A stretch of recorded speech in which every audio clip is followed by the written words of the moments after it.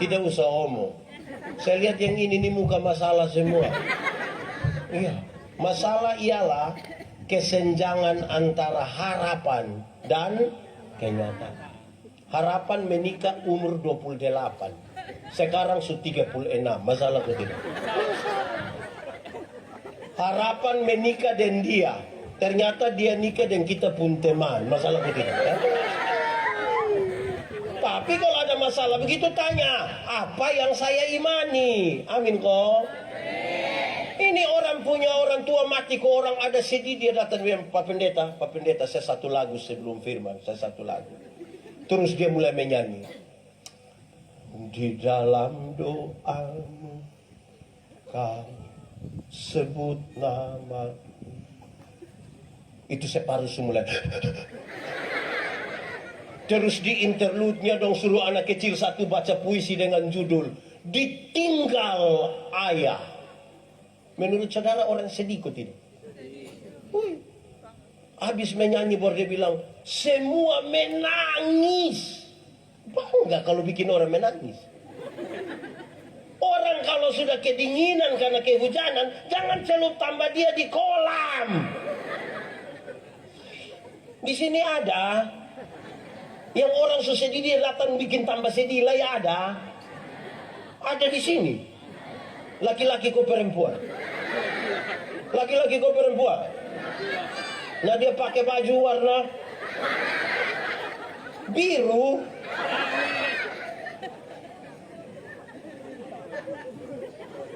Satu. Tadi apa? Satu apa? Apa?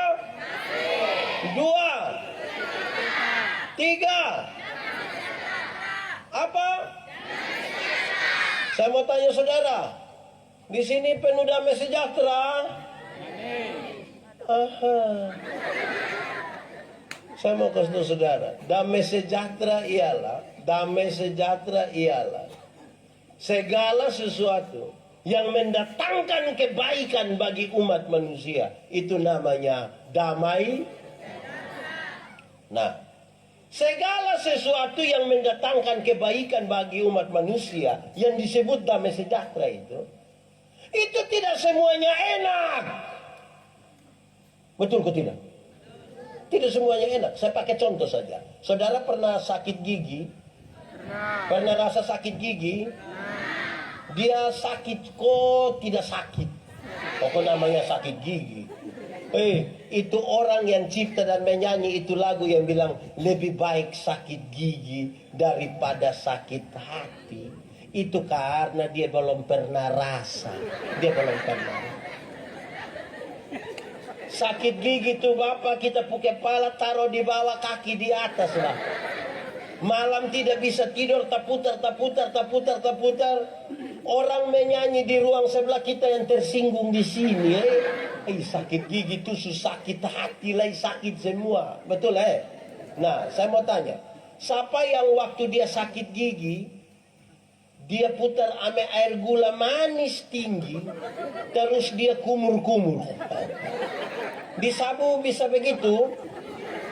Terus kita tanya, kenapa kumur air gula? Dia bilang, Bapak biar rayu ini ulat dong, kodong jangan terlalu apa. Bisa begitu. Saudara lihat, untuk mendatangkan kebaikan itu obat pahit Bapak. Obat pahit. Jadi jangan saudara pikir mendatangkan kebaikan semua enak. Jangan pikir begitu. Tuhan mengerjakan banyak hal untuk mendatangkan kebaikan bagi kita. Kadang-kadang tidak pas dengan yang kita mau. Kadang-kadang tidak pas. Manusia ini suka selalu ada dalam 3 kondisi yang akan saya sebutkan ini. 1, ada kondisi di mana kita mau dan Tuhan juga mau.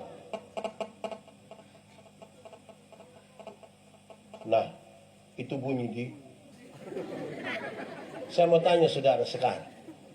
Pernah alami kok tidak kita mau dan Tuhan mau? Pernah? Itu saudara purasa karmana? Witalau senang kepingin bersaksi di segala tempat karena pas kita mau Tuhan juga. Pas kita mau Tuhan juga. Sekarang saya tanya, Pernah kok tidak saudara alami kondisi kedua ini? Kita mau, tapi Tuhan tidak mau. Pernah. Pernah? Pernah. Kayak lebih banyak dari yang kita mau dan Tuhan mau. Lalu sekarang, ketika saudara mau dan Tuhan tidak mau, apa perasaan saudara? Saudara bisa putus asa. Saudara bisa banding-banding. Tuhan niku kenapa dia yang pemalas gereja saya? Tuhan niku pernah. Itu kalau pas kita mau Tuhan. Tapi ada kondisi ketiga saudara. Kondisi di mana Tuhan mau tapi kita yang tidak mau. Pernah alami kok tidak? Banyak. Banyak yang Tuhan mau tapi kita tidak mau. Contoh. Kalau kita bicara dalam konteks kasih.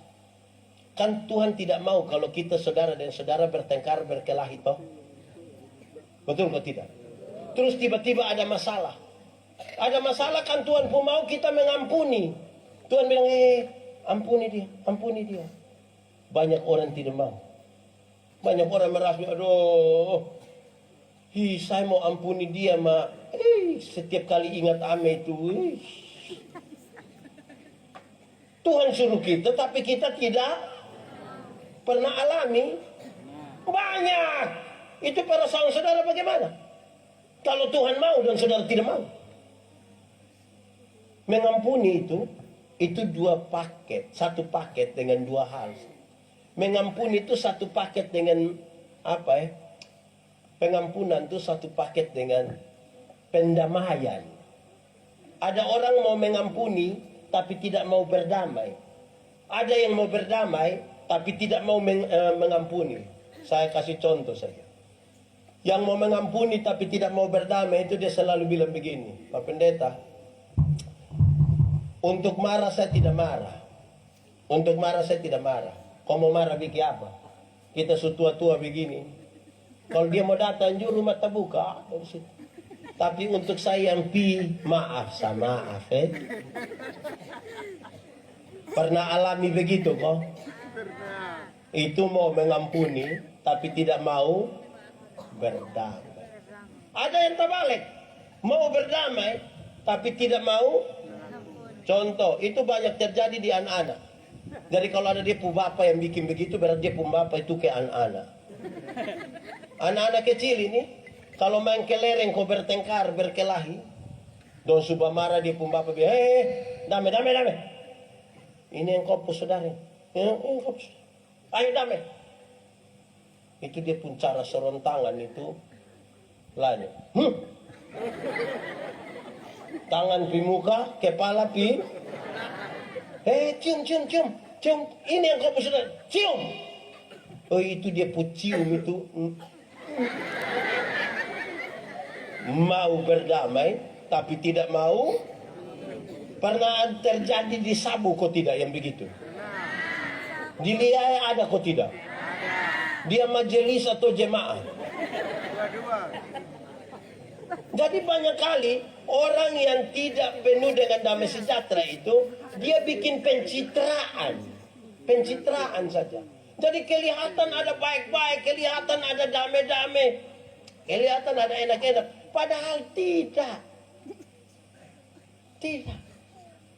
Di muka orang dong sengaja berdamai, kau rasa tidak ada masalah. Nanti pula baru orang tanya, sudah damai? Damai. Nah saudara begitu baru saudara bicara tentang roh ini. Jelas ya. Tiga. Satu tadi apa? Dua. Tiga. Empat. Kesal. Saya mau kasih tahu saudara, sabar yang dimaksudkan dalam Alkitab itu tidak berkaitan dengan menunggu waktu selesai. Sabar tidak berarti menunggu waktu selesai. Tertahu waktu habis jam berapa khotbah ini. Bukan itu. Sabar bukan itu. Sabar itu berkaitan dengan tetap di dalam proses. Kalau anak-anak diperhatikan oleh orang tua, difasilitasi oleh orang tua, terus ada perintah bilang, "Hai anak-anak, hormatilah ayahmu dan ibumu. Oh itu gampang. Orang tua ada perhatikan bersuruh hormati gampang. Tapi konteks di mana Paulus ada adalah sebuah konteks di mana kadang-kadang ada orang tua yang jual dia pun anak laki-laki sebagai budak. Yang anak perempuan dijadikan pelacur. Uang yang didapat dari itu dipakai oleh dia pun bapa. Dalam keadaan seperti itu, perintah ini datang. Hei, hormatilah ayahmu dan ibu. Tetap sabar. Orang liai sabar-sabar kok. Kenapa suara ke hilang? Sabar-sabar. Tidak. Zaman sekarang ini banyak orang tidak mau sabar. Dia mau cepat-cepat. Betul kok tidak? Saya pakai contoh saja tentang kesabaran. Dalam kesabaran itu kan ada proses. Banyak orang di hari ini, di perkembangan zaman seperti ini, tidak suka proses. Dulu di dunia ini hanya ada satu binatang yang dia punya nama ayam. Nama apa? Tahu ayam? Ayam. Ini ayam ini hanya dibedakan antara ayam jantan dan ayam. Tapi tiba-tiba muncul ayam potong. Muncul ayam. Akhirnya kita sebut itu tadi yang namanya ayam itu berubah menjadi ayam kampung. Padahal dulu dia hanya ayam. Sekarang dia jadi ayam. Akhirnya bikin kita jadi bingung. Sebenarnya ini ayam kampung yang dipotong atau ayam potong yang di kampung. Kita itu jadi pusing. Nah, kenapa Pak Pendeta omong ayam? Dengar saudara, saudara dengar. Saudara ada ayam di rumah kok? Bagi dong. Ini ayam kampung ini kita piara setengah tahun juga dia masih kecil. Betul ke tidak? Tapi kalau dia betina bertelur ke tidak? Kalau jual mahal kok tidak? Dia pun daging enak kok tidak? Nah karena ini ayam mengerti proses. Tapi itu ayam potong itu kita baru pelihara 1 bulan saja pun mata sebesar begini. Itu pun kalau lihat pakai kaca pembesar. Lihat langsung juga hanya begini saja. Tapi ini ayam, mama dong pulang dari pasar ikat tasala di motor di kaki patah. Karena ayam tidak tahu proses. Anak-anak dong kalau pigas ini pakai motor kenal pot racing di samping kandang, besok itu ayam mati. Karena tidak tahu proses. Ini anak dong ini. Katanya mau penuh dengan roh. Tapi berproses tidak mau. Saya marah banyak ini orang tua dong. Mama-mama, bapak-bapak.